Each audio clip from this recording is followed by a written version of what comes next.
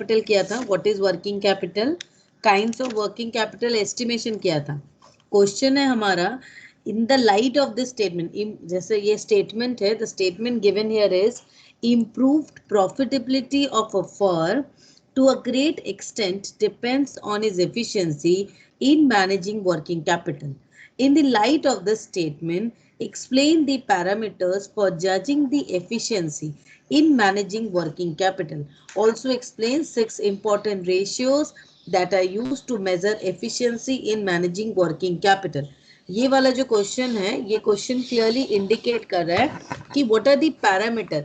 हमें यहाँ पे इंट्रोडक्शन तो ऑलरेडी मैंने वर्किंग कैपिटल का इंट्रोडक्शन, नो डाउट कोई भी आंसर लिखोगे तो आपको उसके बारे में इंट्रोडक्शन तो देना ही है, what is working capital and the type of working capital, estimation कैसे करते हैं, this are the normal introduction. But the main question here is efficiency, efficiency of the management of working capital is measured by few parameters. Now what are these few parameters that we need to understand? First is whether there is enough assurance for the creditors about the ability of the company to meet its short-term commitment on time. Hence, a reliable index is whether a company can settle bills on due date. The finance department has to plan in advance to maintain sufficient liquidity to meet maturing liabilities. तो मैं इसको अगर point wise लिखना चाहूँ तो मैं इसको बोल सकती हूँ लिक्विडिटी, और एल्स मैं इसको शॉर्ट टर्म लिक्विडिटी लिखती हूँ। शॉर्ट टर्म लिक्विडिटी बिकॉज मुझे शॉर्ट टर्म जो लिक्विड कैश मेरे पास कितना है, whether we have enough liquid cash balance in hand to meet the short term liquidity requirement, the short term bills, और we need to pay on the dues on time. बहुत सारे payments होते हैं ना शॉर्ट टर्म में हमें करने होते हैं, मंथली पेमेंट करने होते हैं, तो उसकी लिक्विडिटी की रिलायबिलिटी, मैंने उस लिक्विडिटी के ऊपर रिलायबिलिटी डिपेंडेंट है कि अगर लिक्विडिटी प्रॉपर है तो ही हम अपने क्रेडिटर्स को ऑन टाइम पेमेंट कर पाएंगे, अपने जितने भी बिल्स हैं ऑन टाइम उसको पेमेंट कर पाएंगे। तो इसी वजह से ये बहुत इंपॉर्टेंट है that we have short term liquidity और proper liquidity management. Liquidity management जितना अच्छा होगा उससे समझ में आएगा कि हमारी जो वर्किंग कैपिटल है वो एफिशिएंटली मैनेज्ड है। ये 2019 दिसंबर का क्वेश्चन ही है, ठीक है। सेकेंड पॉइंट जो हमें कंसिडर करने की जरूरत है, so first point is we have to consider the short term liquidity. अगर एक कंपनी की जो लिक्विडिटी प्रोफाइल है वो अच्छी है, मतलब they are able to pay their creditors on time, are able to pay the bills on time, it clearly indicates that working capital is efficiently managed, ठीक है। Whether maximum possible inventory turnover is achieved, the adverse effect of ineffective inventory management may not be offset even by the most efficient management of other components of working capital। मतलब optimum inventory turnover management बहुत important है, turnover manage करना, inventory turnover manage अगर नहीं होगा तो जितने भी techniques, tools and techniques use कर लो, आप अच्छे से अपने वर्किंग कैपिटल को मैनेज नहीं कर सकते। इन्वेंट्री मतलब क्या हुआ, द स्टॉक, आपके जो एंटायर ऑपरेटिंग साइकिल है, जो मैंने पहले किया था, जैसे हम लोग रॉ मटेरियल्स अगर लगा रहे हैं, रॉ मटेरियल्स, अब मेरा ये रॉ मटेरियल्स है तो ना मेरे रॉ मटेरियल्स ज़्यादा स्टॉक में होने चाहिए बिकॉज रॉ मटेरियल्स आप प्रोसेस्ड, यहाँ पर अब आपका कुछ WIP का स्टॉक है, WIP फिर प्रोसेस्ड हो रहा है, WIP की प्रोसेसिंग है, अब फिनिश्ड गुड्स है, तो फिनिश्ड गुड्स के कुछ स्टॉक हैं और कुछ वेयर हाउस में चले गए हैं। तो ये जो एंटायर हमारा ऑपरेटिंग साइकिल है, we have to consider an optimum level of inventory management. अगर कहीं पर भी स्टॉक ब्लॉकेज है, अगर सपोज रॉ मटेरियल्स यहाँ पे ब्लॉक होके रखा है, या WIP हमारा ज़्यादा है, वर्क इन प्रोग्रेस ज़्यादा है, या फिनिश गुड्स ही आउटबाउंड लॉजिस्टिक या आउटबाउंड वेयर हाउस में आप देख रहे हो ज़्यादा फिनिश गुड्स पड़ा हुआ है, तो अल्टीमेटली वहाँ पे आपके टर्नओवर मैनेज नहीं हो रहा है। The more I turn over my inventory, the more I'll be able to generate my profit. मेरी प्रॉफिटेबिलिटी उतनी ज़्यादा होगी. सो इसी वजह से हमारा optimum level of inventory management की बहुत ज़्यादा ज़रूरत है. If my inventory is not managed well, my inventory turnover rather, not inventory, मेरे टर्नओवर को मैनेज करना है. That should roll on. Business depends करता है आपकी रोलिंग कितनी अच्छी हो रही है. ठीक है ना. Whether reasonable credit is extended to customers, this powerful instrument to promote sales should not be misused. The other side of the same coin is receiving credit. Both depends upon a company's strength as a seller and as a buyer. इसका मतलब क्या हुआ? आपके receivables and payables management, ये totally depend करता है as a debtor आप कैसे हो और एज अ क्रेडिटर आप कैसे हो. क्योंकि एक बिजनेस में सस्टेन करने के लिए यू रिक्वायर बोथ. आपको दोनों चीज़ों की ही ज़रूरत है. आपको क्रेडिट भी चाहिए, उधार लेना भी है और उधार देना भी, दोनों चीज़ें मैनेज करनी है ना. तो उधार लेना कितना है, how much credit you would like to take, उधार कितना लेना चाहते हो और कितना देना है. बिकॉज देखो अभी डिस्काउंट या इन ऑर्डर टू प्रमोट बहुत ज़्यादा डेट दे दिए, उसके बाद मार्केट में जैसे मैंने अब यहाँ पर देखो सपोज इस फिनिश गुड्स को मैंने सेल किया, कुछ कैश में सेल्स हुआ और कुछ मैंने क्रेडिट में सेल्स किया. अभी कैश में सेल हुआ तो इमीडिएटली पैसा मेरा फिर से टर्नओवर हो गया, बट क्रेडिट में अगर सेल गया तो वो पैसा जितने मैंने यहाँ टाइम लग रहा है, एक स्पेसिफिक ये एक्स्ट्रा टाइम लग गया, suppose let's say 15 days 30 days, तो मैं सिर्फ डिस्काउंट या in order to promote sales I can not give more of credit. उसको भी मुझे देखना है कि कितना क्रेडिट हम दे सकते हैं, कितना क्रेडिट देना उचित है, वो भी हमको मैनेज करना है ना. तो this things has to be kept into consideration. Because otherwise क्या होगा, आपके अल्टीमेटली वर्किंग कैपिटल मैनेज नहीं होगा. अगर आपने क्रेडिट ज़्यादा देने लगे तो वर्किंग कैपिटल फिर आपको एडिशनली यहाँ पे इनपुट डालना पड़ेगा. क्योंकि नॉर्मली ऑपरेटिंग साइकिल में हमारा क्या है इंटेंशन कि we are giving an input, as an input मैं कैश दे रही हूँ और फिर ये कन्वर्ट हो रहा है इनटू कैश. तो ये कैश टू कैश कन्वर्शन जो साइकिल है, कैश टू कैश कन्वर्शन जितना स्मूथ होगा और जितना फास्ट होगा, बिजनेस उतना ज़्यादा प्रॉफिट अर्न करेगी फ्रॉम द टर्नओवर. बट अगर क्रेडिट में मैं बहुत ज़्यादा यहाँ भी क्रेडिट दे दी, यहाँ भी क्रेडिट दे रही, और ये एक 15 डेज में आ रहा है, एक 30 डेज में, एक 1 मंथ में, अब मेरे जो पैसे एक्स्ट्रा जो ब्लॉक हो रहे हैं, जो 1 मंथ 6 मंथ पैसे नहीं आ रहे, तो मुझे यहाँ तो एडिशनल कैश लगेगा. तो इसका मतलब कि आपका वर्किंग कैपिटल में एक शॉर्टेज आ जाएगी, आपको फिर इन्फ्यूज करना पड़ेगा नए नए पैसे. इसी वजह से नए कैपिटल आपको इन्फ्यूज करना पड़ा. इसी वजह से रिसीवेबल्स और पेबल्स दोनों को देखो. रिसीवेबल्स जो मुझे मिलने वाला है, जो मैंने डेटर्स को दिया है उधार, वो है receivables. Receive be managed very carefully.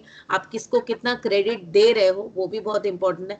And payables manager, no doubt payables manager एक कंपनी की रेपुटेशन, गुडविल के लिए बहुत इंपॉर्टेंट है. क्योंकि अगर आप अपने सप्लायर को ऑन टाइम पेमेंट करते हो, so at the time of the crisis you will be able to get more credit as and when required. आपको अगर ज़्यादा बड़ा ऑर्डर आ गया तो आपको ज़्यादा टाइम के लिए और ज़्यादा क्रेडिट भी आसानी से मिल जाएगी अगर आपके गुडविल या ब्रांडिंग अच्छी है मार्केट में. ठीक है. Whether adequate credit is obtained from suppliers, it depends upon the company's position in relation to its suppliers and the nature of the supply market. अब देखो receiving credit ये totally आप supplier relation के ऊपर depend करता है. suppliers के संग आपकी relation कैसी है, ठीक है. suppliers के संग tie up कैसा है, vendor relation कैसा है, और ये suppliers के संग relation and ये सारी चीज़ें depend करती हैं on the nature of the market, industry, companies positioning, companies की जो पोजिशनिंग है, ब्रांडिंग है, वो सारी चीज़ें कैसी है. With coordination of efforts, buyers can be in a position to negotiate competitive credit terms even if there is a single supplier and his ability to control the market. At times the supplier imposes the credit term as 100% in advance, that is negative credit or trade credit. कभी कभी negative trade credit भी होता है, कभी कभी बिल्कुल trade credit मिलता ही नहीं है, आपको एडवांस पेमेंट करना है. वो नॉर्मली होता है जब सिंगल सप्लायर होता है मार्केट में.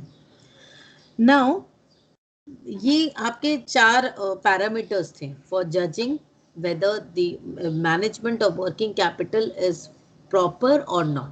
आपको एक कंपनी की वर्किंग कैपिटल मैनेजमेंट की एफिशिएंसी मेजर करने के लिए ये 4 चीज़ों पे ध्यान देना है. That is short term liquidity, optimum inventory turnover management, receivables and payables management, and supplier side, that is the nature of the market, industry and lots of things, company's image and a lot more thing, company strength, अपनी क्या बोलते हैं bargaining power of the buyers, bargaining power of the sellers, बहुत चीज आ जाती है यहाँ पे।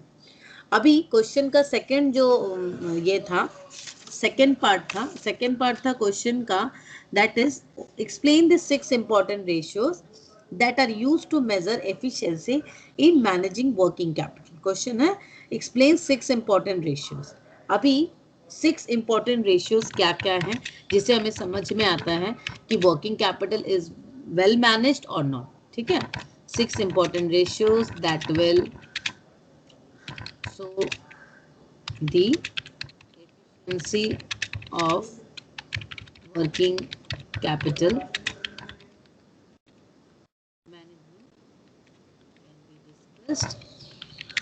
as अब क्या क्या है देखो, first is current ratio. Current ratio मतलब क्या होता है हमें पता है, current ratio is equals to current assets by current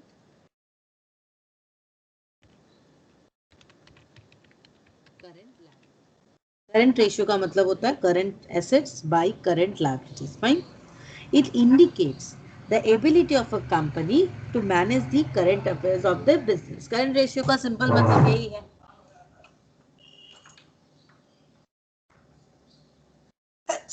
sorry, देखो करंट रेशियो का सीधा सा मतलब है current affairs of the business is well managed. वो किस तरीके से मैनेज होगा, प्रॉपरली कैसे मैनेज होगा, that is dependent on the current assets and current liability. मतलब आपकी कंपनी की करंट लायबिलिटीज क्या है और उस लायबिलिटीज को कवर अप करने के लिए आपके पास करंट एसेट्स कितने हैं, मेन फोकस इसका यही है। अब देखिए, it indicates the ability of a company to manage the current affairs of business। It is useful to study the trend of working capital over a period of time। In order to understand the current ratio, what we need to do is, हमें क्या करना है, हमें समझना है कि current हमारे working capital की रिक्वायरमेंट कैसी रही है कंपनी की करंट वर्किंग कैपिटल की रिक्वायरमेंट को देखते हुए हम फॉरकास्ट करते हैं या उस हिसाब से हम मैनेज करते हैं। करंट रेशियो जो है नॉर्मली हम लोग 2:1 का प्रेफर करते हैं, तो प्रेफरेबल रेशियो इज 2:1। मतलब एक करंट लायबिलिटीज के ऊपर माने 1x current liability should have 2x current assets to support it is considered ideal. This may have to be modified depending on the peculiar situation। It is not only the quantum of current ratio that is important, but also its quality, that is the extent to which assets and liabilities are really current। Actually सिर्फ current assets और current liabilities की हम लोग quantity नहीं देखते हैं, but definitely the quality is also important factor which we should take care of। तो current इसकी हमें ये भी देखने की ज़रूरत है कि क्वालिटी क्या है, एक्चुअल में कितना करंट है। मतलब जैसे अब मैं जैसे स्टॉक को ले लेती हूँ, स्टॉक इन ट्रेड, उसको भी हम लोग लेते हैं करंट एसेट्स में, बट जब हम लोग क्विक एसेट्स में लेना होता है तो उसको हम लोग फिर हटा देते हैं, because it is not that easily convertible into cash. Second ratio is, ये था करंट रेशियो। करंट रेशियो के बाद आता है next ratio is quick ratio. Quick ratio मतलब liquid assets divided by current. अभी मैंने जस्ट बताया तुमको कि हम लोग जब लिक्विड एसेट्स होता है तो लिक्विड एसेट मतलब क्या, जस्ट करंट एसेट से स्टॉक इन ट्रेड वगैरह जो उसको हम लोग माइनस कर देते हैं, ठीक है, क्योंकि that is not quickly realisable. Inventory या स्टिकी डेट्स जो है they are just generally treated as non quick asset. इसका रिलेशनशिप है आपका, इसका जो नॉर्मली इसका रिलेशनशिप हम लोग मानते हैं एप्रोप्रिएट, दैट इज 1:1। मतलब एक करंट 1x करंट लायबिलिटीज के लिए there should be 1x liquid asset to support it, ठीक है। इसके बाद वाला ratio that is cash to current assets. इसका मतलब क्या होता है, आपके करंट एसेट्स के हिसाब से टोटल करंट एसेट्स के प्रोपोर्शन में आपके पास कितना कैश है। if cash alone is a major item of current asset, then it may may be a good indicator of the profitability of the organization, as cash by itself does not earn any profit.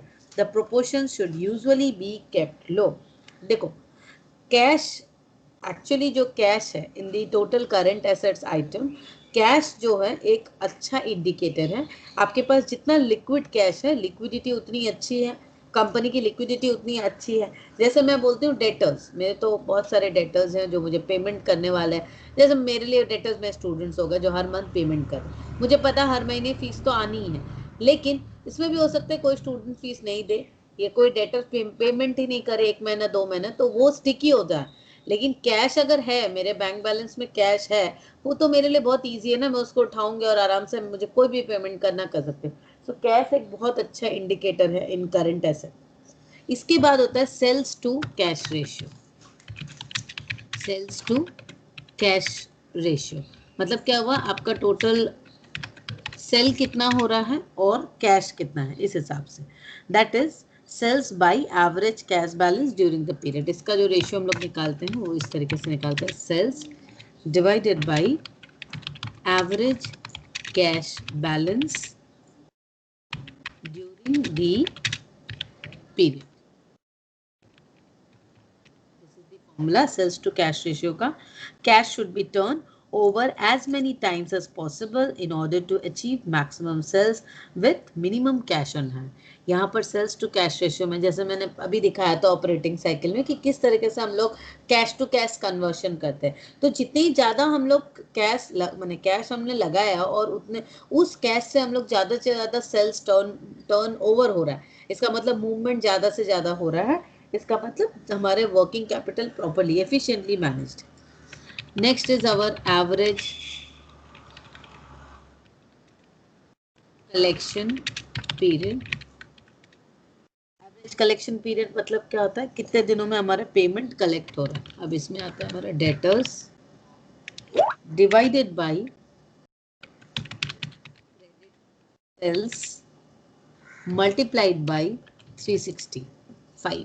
इसका मतलब क्या हुआ, debtors by credit sales.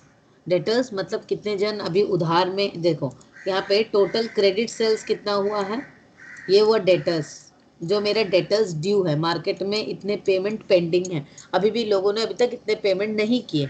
Credit sales मतलब total मैंने कितना उधार में बेचा था, टोटल मल्टीप्लाइड बाय 365। इसको हम लोग बोलते हैं एवरेज कलेक्शन पीरियड। ठीक है, हमारा एवरेज कलेक्शन पीरियड जितना कम रहेगा उतना अच्छा है ना, जितनी जल्दी पेमेंट क्लियर हो जाएगा उतना अच्छा है हमारे लिए। इसके बाद नेक्स्ट है हमारा next ratio average payment period. Opposite of this average payment period मतलब हम कितने दिनों में पेमेंट कर रहे हैं। Average payment period, average payment period उल्टा हो गया, जस्ट क्या होगा, creditors divided by credit purchase multiplied by 365। It indicates how many days of credit are being enjoyed by the company from its suppliers. Inventory turnover ratio, inventory turnover ratio, inventory turnover ratio मतलब समझ ही रहे हो कि कितनी जल्दी हमारी inventory turnover हो रही है।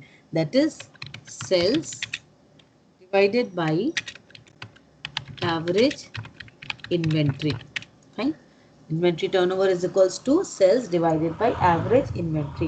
It shows how many times inventory has turned over to achieve the sales। Inventory should be maintained at a level which balances production facilities and sales needs। ठीक है ना।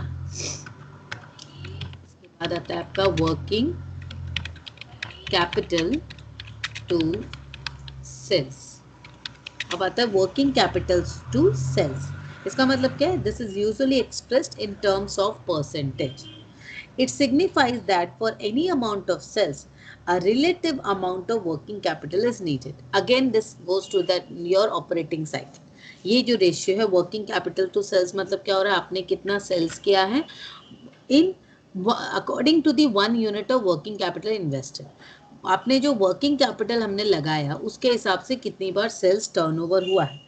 If any increase in sales is contemplated, it has to be seen that working capital is adequate। Therefore, this ratio helps management in maintaining working capital which is adequate for planned growth in sales। देखो ये कैसे हम लोग इसको major करते हैं। मैंने बताया यहाँ पे हम लोग रॉ मटेरियल्स के पहले ये मैंने कैश लगाया, रॉ मटेरियल्स लगाया, अब मैंने यहाँ पर WIP है, फिनिश गुड्स है, फिर हमारा यहाँ पर सेल हुआ, ठीक है।